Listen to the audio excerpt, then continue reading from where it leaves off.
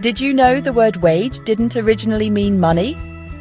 It began as a pledge, a guarantee that work would happen or that something valuable would change hands if it didn't.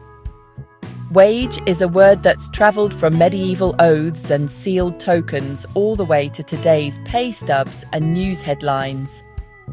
Let's unpack how a simple pledge became the price of your labour.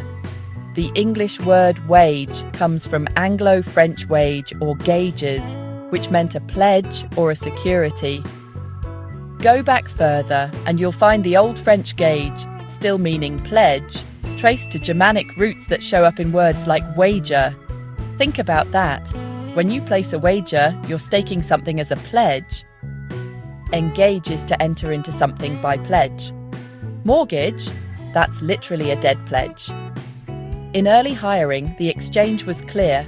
Labourers pledged their work, and employers pledged payment or terms. Sometimes there was a physical token, a sealed note, something that held value. Over time, the value of that pledge became the payment itself. As economies grew, so did the ways people measured and paid for work. Guilds and craftspeople had piecework paid per unit, marked with little tally marks.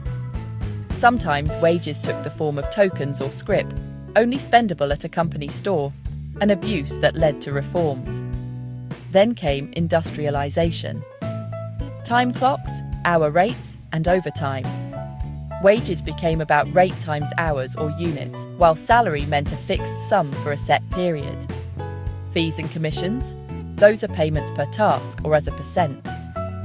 Modern systems include minimum wage laws, collective bargaining, and payroll standards. Your wage is usually the rate before deductions, gross, not net. Net is what's left after taxes, insurance, and other withholdings. Don't forget, there's a difference between nominal wage, just the number, and real wage, which is adjusted for inflation to show actual buying power. So next time you see wage in the news, remember, it started as a pledge. Today, it's math, rate times basis, wrapped in systems, laws, and a bit of history. If you want to see more word origins, like how salary once meant salt, subscribe for the next deep dive.